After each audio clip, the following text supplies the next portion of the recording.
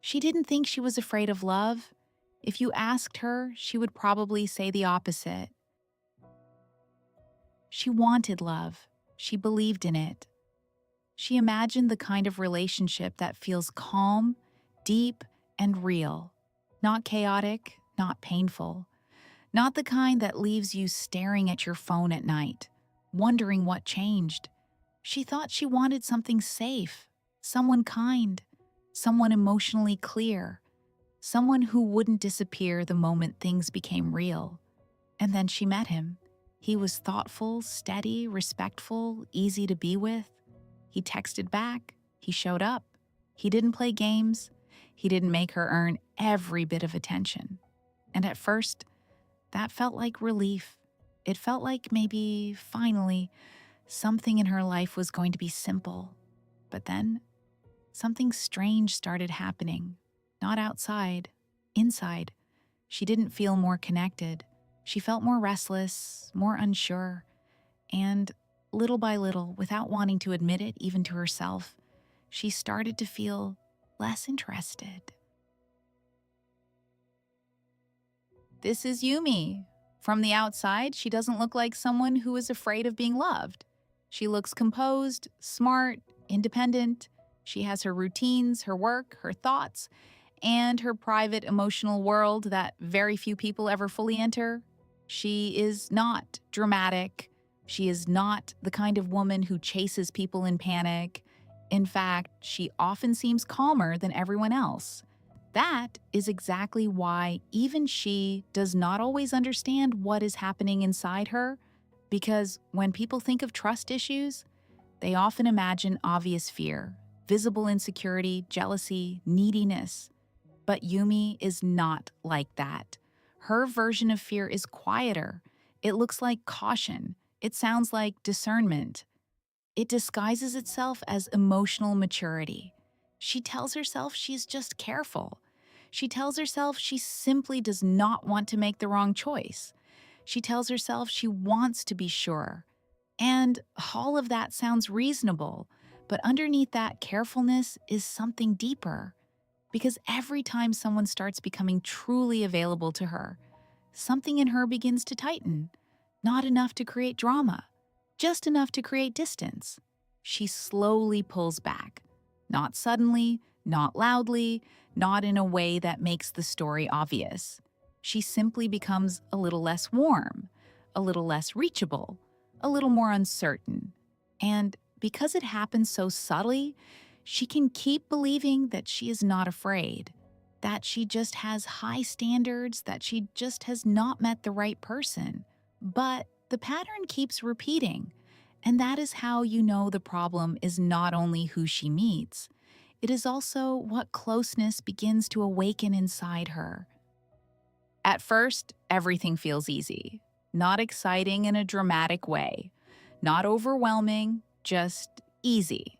And that kind of ease is something she thought she wanted, something stable, predictable, safe, because she was tired of trying to understand people, tired of guessing, tired of reading between the lines. So, when she met someone who didn't require all of that, it felt like relief. But relief doesn't always last, because after a while, something subtle begins to shift. Not in him, in her. She starts paying attention in a different way. Before, she was present. Now, she is observing. Before, she was inside the moment. Now, she is slightly outside of it, watching, analyzing, evaluating. And this change is almost invisible, even to her, because nothing obvious happened. There was no mistake, no conflict, no reason to pull away. But her focus shifts anyway. She starts noticing small details, not because they matter, but because her mind is trying to make sense of something she can't name yet. The way he texts, the way he expresses emotions, the way he is consistent. And consistency, strangely, doesn't always feel relaxing. Sometimes it feels unfamiliar, and unfamiliar doesn't feel neutral. It feels uncertain, and uncertainty very often feels like something is wrong. So, without realizing it, she begins to shift from connection to evaluation. She is no longer asking, "How do I feel with him?" She is asking, "Is this right?" And that question changes everything. Because the moment you start evaluating instead of experiencing, you disconnect from the feeling itself. And the less she feels, the more she believes something is missing. She doesn't disappear. She doesn't suddenly lose interest. Nothing dramatic happens, and that's exactly why this moment is so difficult to notice. Because from the outside, everything still looks the same. She still replies. She still meets him. She still smiles. But something inside her begins to shift, not loudly, quietly. She replies a little later than before. She shares a little less than before. She becomes slightly less emotionally available, not enough for anyone to clearly point at it, but enough to slowly change the feeling between them. And if you asked her what's happening, she wouldn't say she is afraid. She would say something much more reasonable. "I don't think I feel enough. I'm not sure this is right. Something feels off." And those thoughts feel real to her because they are built on something she is actually experiencing: discomfort. But what she doesn't see yet is that the discomfort is not coming from him. It's coming from the absence of what she is used to. No emotional tension, no unpredictability, no need to chase or fix anything. And without those patterns, her system doesn't relax. It searches. When you grow up around emotional inconsistency, you don't just experience it, you learn from it. You learn that love is not something stable. It changes, it disappears, it depends on something you don't fully control. So instead of relaxing into connection, you develop a different skill.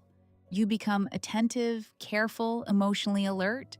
You start noticing small shifts in tone, small changes in behavior, small signs that something might be about to change. Because at some point in your life, those small signs mattered. They helped you prepare. They helped you avoid being caught off guard. And over time, this way of relating becomes automatic. You don't even realize you're doing it. It just feels like awareness. But what it actually creates is a constant low level tension.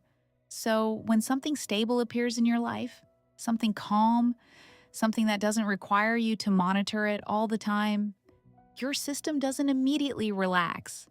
It pauses. It becomes uncertain because there is nothing to track, nothing to predict, nothing to manage. And that absence of tension, instead of feeling peaceful, can feel strangely uncomfortable. Not because something is wrong, but because your system has learned that connection always comes with effort.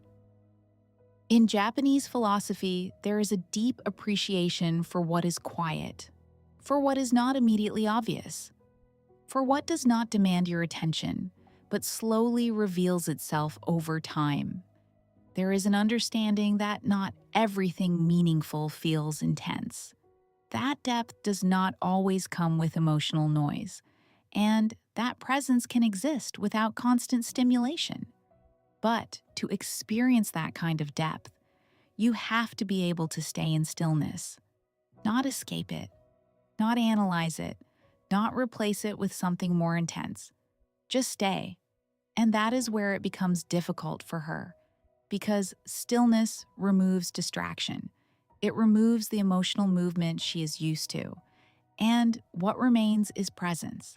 And presence means being aware, aware of the moment, aware of the other person, aware of herself.